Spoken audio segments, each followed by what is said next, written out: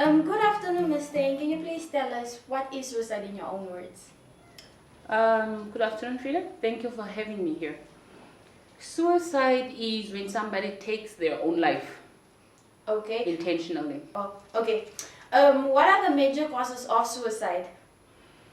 One can look at there are different age groups whereby people are committing suicide. Okay, so if you, for example, look at the teenagers, one can say whether it's peer pressure. One can say because some people they don't have friends, so because of that, kids feel alone. Maybe they are being bullied. You understand? So there are several reasons for different age groups. One can say when it's an elder, it could be because of the frustrations of unemployment. It could be because of the frustrations of finances. It could be relationships.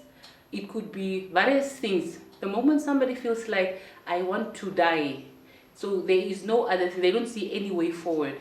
So everything that would drive someone to do to end their lives. You understand? Okay.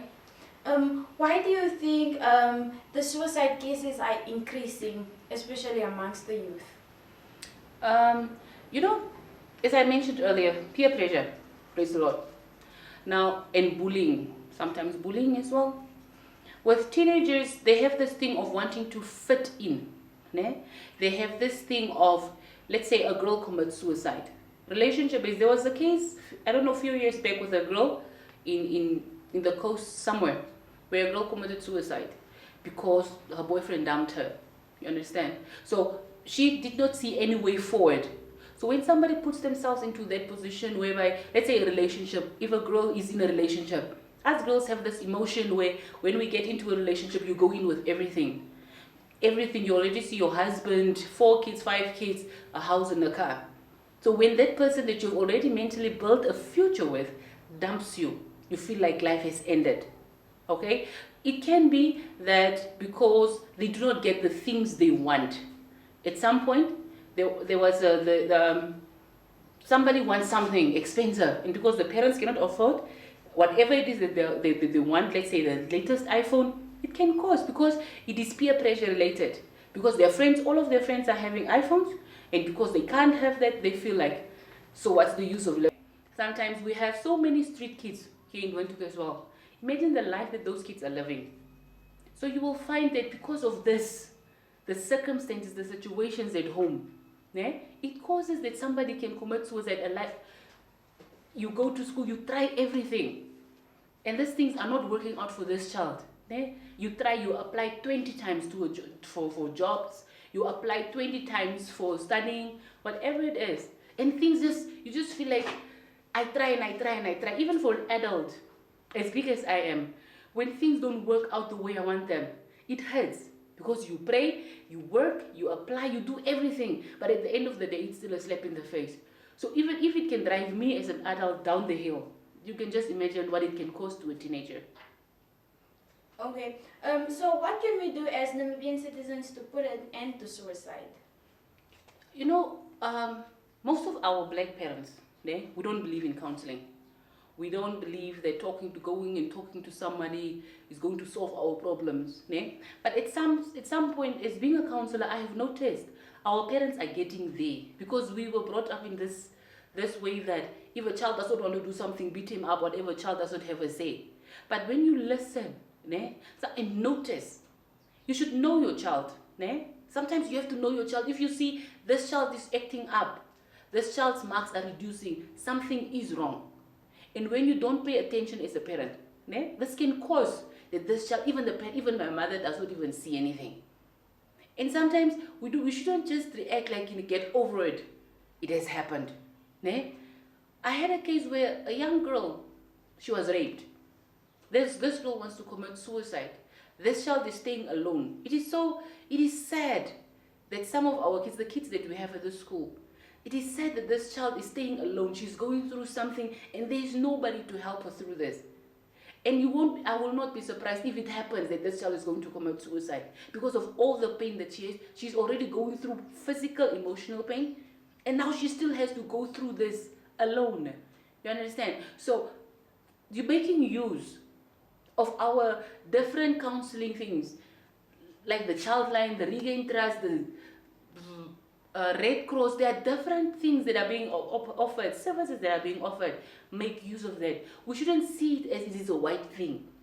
We talk. So if a child is able to talk, I have my daughter, when she comes back from school, she talks to me about everything. Sometimes I just feel like she can just be quiet at some point, but she talks about everything, and I make sure I listen to everything she says, because that gives her the impression that my mother listens. In building that relationship, the child can talk to you about anything. Some kids don't have parents, so if somebody wants to talk to you, it doesn't matter. If somebody wants to talk to, just listen. Sometimes, like, the person just wants you or whoever it is to listen. Make use of that. So we can reduce the suicide rate by finding out what is happening, by having awareness campaigns that dying, ending your life is not, it does not solve, because it is a selfish decision that you are making. If it's an adult, it is a selfish decision because everybody that is staying behind is suffering. But who am I to say that it is selfish? I don't know what this person was going through. So this person decided, because it has to be something major that this person sees that this is the end. There's no way forward. So it has to be extreme for someone to decide that I'm going to commit suicide. Okay. Does mental health have to do with the increasing numbers of suicide? If yes, please explain. Yes, mental health has to do with, it also increases. Because when somebody comes to a point, when you're experiencing a problem, it affects you mentally. And after these things have run through your mind, it is a decision based on your mental stability that you're going to decide, I'm going to do this or not. So when everything else happens, let's say, for example, you are thinking, you are emotional, you are breaking down. A strong person, mentally strong person, will not get up and go and commit suicide. You understand? But this person is going through this.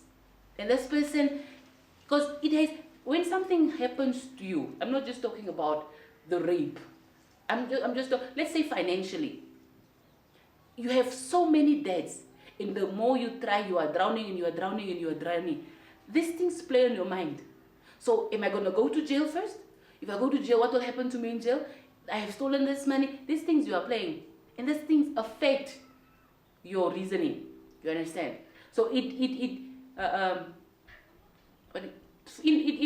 somehow stops you from making a clear, informed decision, because at that moment you are not mentally stable. So mental stability, it affects. You understand? Mental stability affects. It is the main reason why somebody will go and commit suicide. Okay. What advice would you give to somebody who wants to commit suicide? Talk to someone. If you want to commit suicide, talk to someone, because you might not know, this person just might have the answer. You might need $100,000.